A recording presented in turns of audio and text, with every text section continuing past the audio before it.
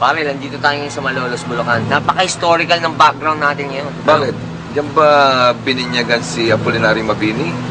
Eh, pare. O si, si Rizal? Dito, pinirmahan yung Constitution ni Emilio Aguinaldo. Baraswain Church, pare. Kaya nandito tayo ngayon sa Bulacan area dahil yung i-feature natin dito sa Totoo TV, very controversial eh. Actually, siya yung tinatawag na world-famous mystic judge. Ah, ganun? Alam ba kung bakit? Oh. Dahil judge siya, pero na-separate siya from the justice system dito sa Pilipinas. Ito ba yung judge na nakakakita ng mga duwende? Kinakausap yung mga duwende? I think nakakausap niya at nakikita niya sa mga vision itong mga duwending to. Pare, palagay ko yung mga kaibigan natin excited na mapanood. Oo. Ha? Kaya mga kaibigan, kilalanin po natin si Judge Florentino Floro dito lang sa Totoo TV!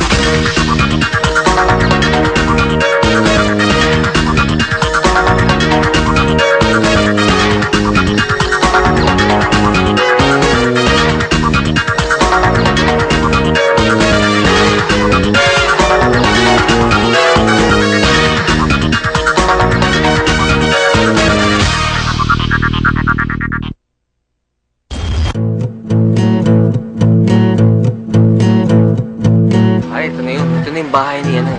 Ano kasi pangalan niya, Florentino V. Floro, attorney at law. Laki. Ano ba kami aso? Ano naman siguro lang tumatahol eh. O, tingnan nga. Mga kaibigan, tingnan nyo. Dito niya na nilagay yung opisina niya. Oh. Tsaka medyo bakit Ano? ganun? Floor. Nawala ni E, nawala ni FL. Attorney at law. Saan si Judge? Baka may kaso. Judge! Hindi ka baka may hearing.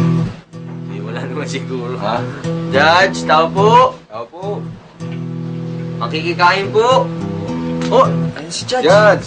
Judge, magandang umaga po sa inyo. Magandang umaga. Totoo TV po. Ariel po ang pangalan. Magandang umaga naman.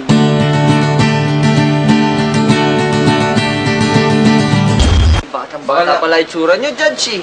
Sa personal yan. So, Judge, talaga bang taga dito na kayo sa Malolos, Bulacan? Dito na po ba kayo lumaki? May kawayan ako, pero pinanganak. Pero nung 1990, dito na ako. Umuupa lang ako ng bahay dito. So, ibig sabihin, inuupahan niya ng puto. Oo, wala akong pera. Pero Judge kayo, di ba? Ba't po ganun? Ano pa nangyari? 7 taon kasi na sinuspindi ako. Bawal akong mag-practice. Bawal So ako. naman, no? So, sabihin, sinuspindi kayo na 7 Ay, years. Ay, hindi man lang kayo tumambay dun sa underpass sa Quiapo. Bakit naman? Hindi kasi pagka isang judge, kay suspendido o hindi, bawal mag-practice. So, ibig sabihin, kahit po notaryo, bawal po Bawal yan. din. Kasi, Bawal din? Kasi yun nga ang isang charge sa akin na for appearing in a case without the lawyer signing the pleading. Eh, nagkamali ako noon. Guilty. Hindi nyo ba nasubukan mag-poultry na lang? Subukan mag-poultry o kaya magbabuyan?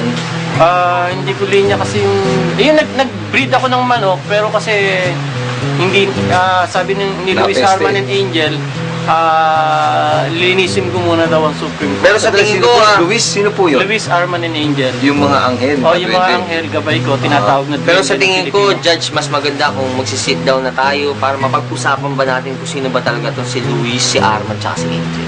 Opo. Hindi po sila yung Three Stooges, ha? Kasi yung Three Stooges, ginawa silang Three Stooges ni Amazing Randy, yung $1 million. Nagalit po ba siya nung ginawa silang Three Stooges? Na-opera ng angioplasty si... O yan, bahala ka. Sige, bahala ka. Nabasa ko lang Mga sa, banat sa mo, internet. mga banat mo. So, Judge, okay ba? Mag-sit down na lang tayo. Sige, sir. Okay. Sige, Judge. Thank you, Thank you. Napansin po namin na naka-block po kayo. Bakit po ba kayo naka-block? Ritual po ba to every Friday? Hindi, ganito po. Kasi nung 1995, binigyan na ako ng instruction ni Luis na linisin ng hudikatura. Si Luis kasi ang hari na mga hari ng mga elemental sa buong mundo. Ano ba mga itsura nun? Pwede po bang i-describe? Itsura ng natin? ano? Yung hari ng... Ni Luis, Arman, and Angel. Kasi ganito yan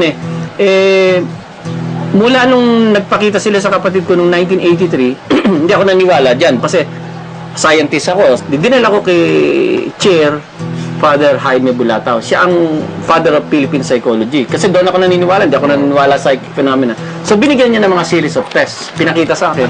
Na-impress ako doon sa signature. Dahil yung kapatid ko, mild retarded, ang penmanship niya yung pinapirma. So nung nakita ko yon, naniwala ako. Gusto ko silang makita. Ang problema, 1996 lang sila nagpakita sa pamamagitan ng ilaw at saka visions. Guardian Angel ang tawag sa kanila. Isa lang sa isa.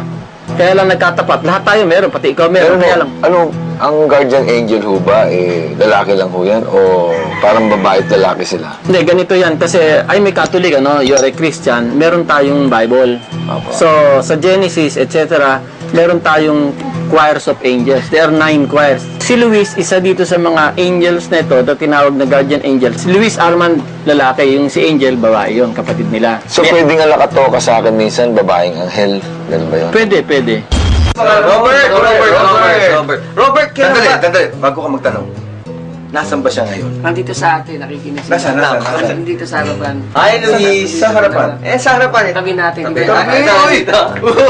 Hi, Luis. Sino ba nandito? Si Luis ba nandito? Si Si Luis, ito si Angel, ito si Arman. Okay, so Angel, Luis, Arman. Maverick, Peace. Nadidinig nila kayo. Arman, what's Nakikita up? ba kung natutuwa sila? Natutuwa. Natutuwa naman pala. Panganay po ba kayo sa magkakapatid? Panganay ako, 5 kami. 5 po kayo. Ano pong naging trabaho ng mga magulang mo? Ang mother ko, housewife lang. 27 years old, napangsawa ang father ko. Ang father ko kasi alahero. Saan po kayo nag-elementary? Opo, saan po kayo? Nag-elementary ako sa St. Mary's Academy, May Kawayan, Bulacan. It is run by the RVM Sisters. Opo. Valedictorian din po ba? Kinder ako sa Lotatorian. Pagdating ng grade 2, grade 3, pababa na ako kasi inaaway ko lahat ng mga teachers. Kailan mo unang nakita itong mga anghel o duwende na to? Sila Luis. Noong June 2, 1983, namatay ang papang ko sa may kawayan pa ako. June 2, 1983. So, ibig sabihin, ilang taong ka niya nung... 17. Saan mo nakita? Doon sa duluhan namin, sa duwan. Paano sila nagpakita? May kimisap na ilaw. Kala ko may mga multo. Yung pala mga 20 pala yun. Duwende, pero gano'n sila kalalaki? Maliliit. Ganyan. Maliit. So, nasaan sila ngayon? Baka matapakan Hindi, natin. nandito na okay lang. Mapamahiin po ba kayo? Naniniwala Yung po ba ang pamilya family nyo? nyo sa, mga ganyan? Hindi. Kontra ako dyan kasi scientist, Ateneo, ikaw naman. So, Oo, paano ito po wala kayo. dyan? Ateneo eh. Nung elementary po kayo ano ba mga nilalaro nyo nun?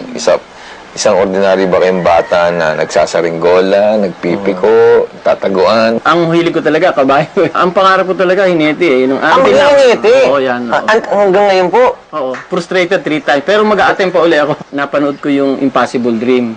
Noranian kasi ako solid eh. Ano ranyan po ba kayo? Nung nakita ko yung Impossible Dream, nakita ko, naka-enroll si Nora doon. Nag-enroll ako sa De Rosa.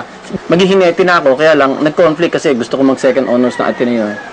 Question po, ba't naman mo kayo naging Noranian? Ano ba nagustuhan nyo kay Nora? Hindi, kasi because of the horse, utang ko sa kanya yung talagang passion ko. Mula 1972 hanggang ngayon, Horses.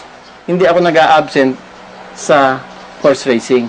Kasi sa Ateneo, sikat ako na dividendaso king. Para pala kayong si, Dean Barbers, yung klasiko. Hindi kasi ganito, na-impress ko yung mga professors, kaya nga ako nag-second honors. Dala-dala ko, dividendaso, sila, ang daming libro at saka ganun. Kasi ang point ko, mag-aaral ako. Pagdating doon, makita ka ng mga professor na nagtitingin sa di cheating. Mauutak yung mga yon, lalo na yung si Justice Relova, yung tiyuhin mo. Nako, Yung Diyos lolo ko. ko po. Anong madalas silang sabihin sa'yo? Yung mga tungkol sa mga kartong, basketball, gano'n, laro-laro. Laro. Ano sinasabi nila tungkol kay Ariel? Ano po nakakilala kay Ariel ngayon? Wala naman, mabait naman daw. Sino kahawig niya? Kahawig ba niya to? Kawin ko ba? Naman. Saan po ba kayo nag-high school? Nag-seminarista muna ako sa St. Vincent Seminary.